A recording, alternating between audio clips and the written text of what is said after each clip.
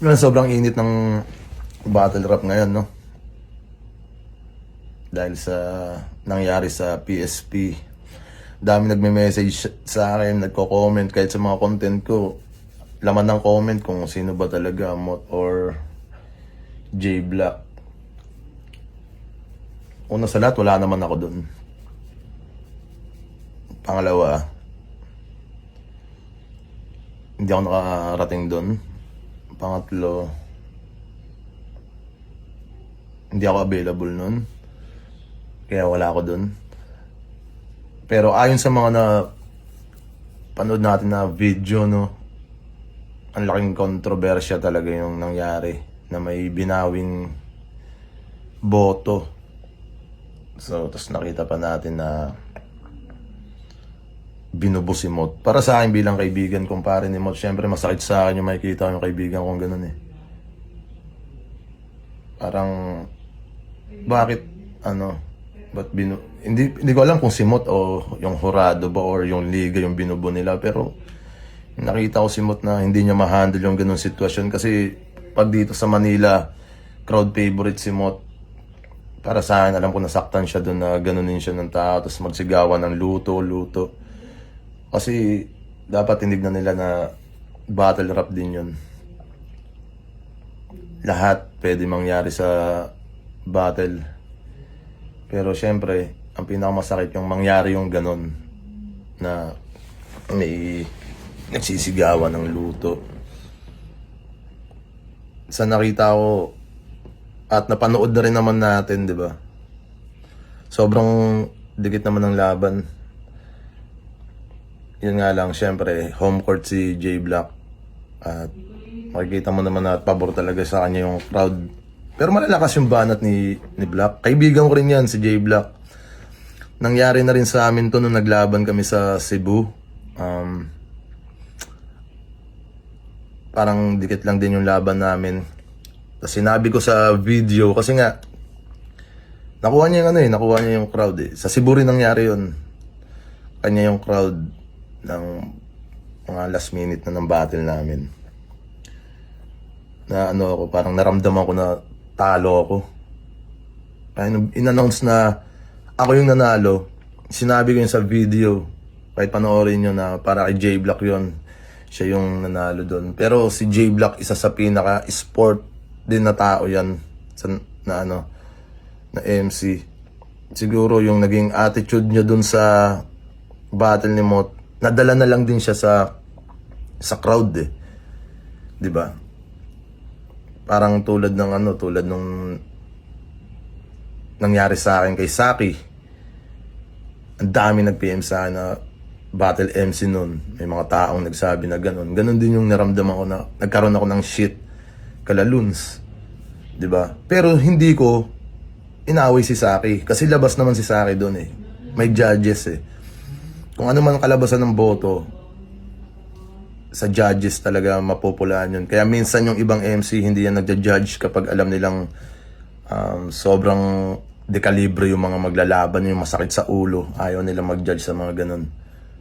So yung nangyari sa amin ni J Black, na piniim pa ako ni J Black na tol, sa'yo talaga yung laban na pinanood ko.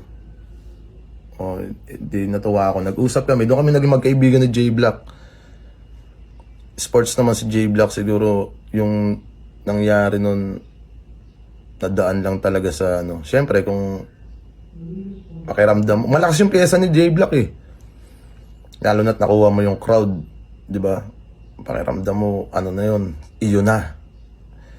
Pero marami rin natulugan na linya kay Mot na ayun yung nagiging issue ngayon na ang sumasalamin naging bias yung Cebu, di ba? Kasi nga home court advantage, pipiliin si J Black talaga pipiliin. Pero kung sumatotal naman sa battle, sobrang gahibla lang ng nila eh, ng pagitan eh. Sobrang dikit nun. Parehas naman silang malakas eh. Nagkatalo lang sa lang naman eh. Parehas silang may nakuha yung tag-isang round 1 and 2. Sa round 3 talaga yung deciding factor nun. So yun na nga, yung nakita nating attitude ni J Black doon, hindi natin masisi si J Black kasi nakilala ko si J Black, hindi naman siya ganun eh. At syempre gutom na gutom si J Black na bawiin yung sarili niya. Kahit sino naman siguro kung nag-champion ka sa isa buhay tapos hindi bibigyan ng naayos na trato na sasabihin mong pinakamahinang kampiyon, pinatunayan niya yun nung ahon na hindi ako yung pinakamahina. Parang ganun eh. Nakita naman natin kung paano nagwala si J Black nun. Tapos champion ulit yung kalaban niya. May gustong patunayan talaga si J Black. Dala rin ng ano niya yun. Ng gigil niya yun, ng gutom niya. At syempre inaasahan niya rin na manalo. Tapos nung pagkaboto ng Jurado nagkaganon, naka-apekto pa dun yung tinuturo na siya ni Mot. Parang nagtaas na ng banderang puti si Mot na kay J Black yun, kay J Black yun. Tapos hindi yun yung resultang inaasahan. Kaya siguro nakapareact na rin yung mga tropang Cebu, mga crowd ng Cebu. Siyempre si J Black, ano nga naman nun, masasaktan siya sa resultang ganun. Kasi ang battle rap, totoo yun, yung sinasabi ni J Black na kinakain yung oras mo na para sa anak mo para lang gampanan yung tungkulin mo sa taas ng entablado. Isa yun sa pinaka sakripisyo ng battle MC. Totoo yun sinabi ni J Black. Kaya tingin ko ayun naramdaman ni J. Kaya siya nagkaroon ng attitude na ganun. Hindi niya pinansin si Mot eh. Pero nakita ko naman si J Black. Pero sana hindi na lang, inasa na lang talaga natin sa Jurado yun. Kaya nga tayo may Jurado. At yung pagbawi naman sa panalo, siguro na pressure din si Pibus. Kasi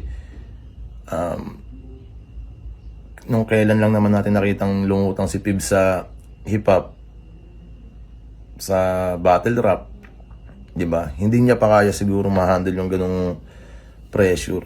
Hindi pa siya, yung mga ganung pangyayari, hindi niya pa kaya ma-handle. Parang nadaan din sa yung crowd kasi kakagulo na eh. Ayun lang naman yung napansin ko eh. Naging lang talaga yun, magiging controversial talaga yun kung babawiin yung panalo mula kay Mot kasi na-announce na, di ba? At dapat mas maganda siguro kung hinayaan na lang talaga nila yung Jurado magpaliwanag. Ganun naman kasi talaga yun.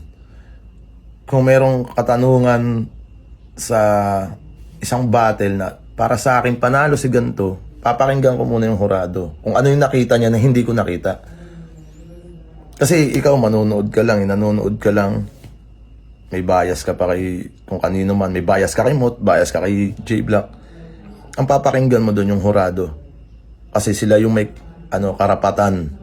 Kasi sila yung judge. Sila yung mga judges eh. Kung ano yung makita nila.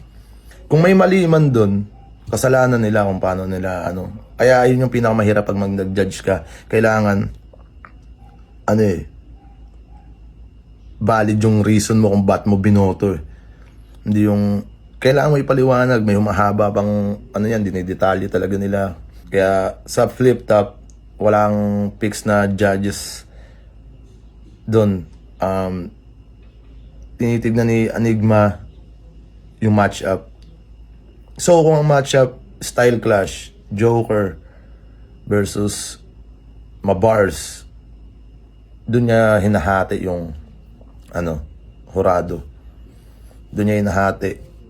Kailangan meron ding mahilig sa jokes na magja-judge para kung kaninong style yung mas mananaig doon. Kailangan patas sila. 3 rito, 3 dyan. So, yung isa yung magpapaano doon. Ganun dapat. Dito sa panel may fix na na kinukuha na talaga nila na judge. Pero dapat hindi na rin nila ginanon yung liga. Siguro kung si Enigma nagsalita nung ganun, mas wala tayong maririnig sa crowd eh. Para sa akin lang.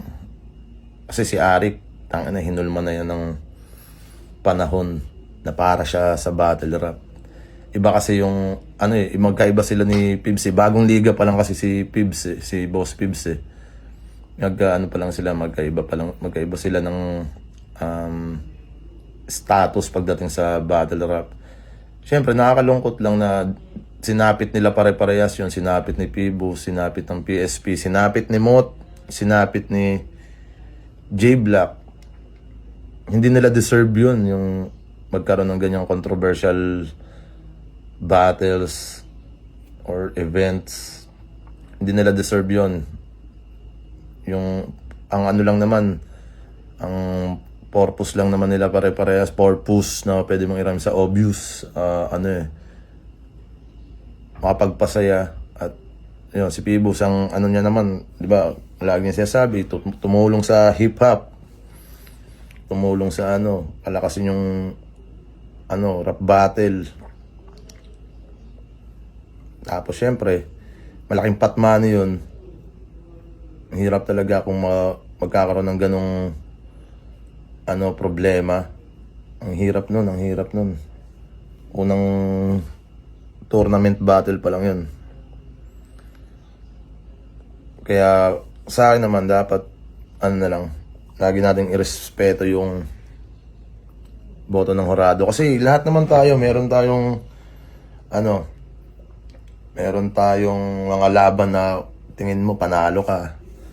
Pero wala ka nang magagawa, 'di ba? Wala rin ako doon para sana magsalita, pero syempre sa nakita ko, involved din kasi mga kaibigan natin eh. Syempre mga battle rap fans. Ang sakit lang makita na nagkaganon sila, 'di ba? Si Mot, hindi deserve ni Mot 'yon. J-Black, hindi deserve ni J-Black magkaroon ng bit-bitin na gano'n. Kasi parehas nila binigay yung performance nila na todo eh. Maganda parehas eh.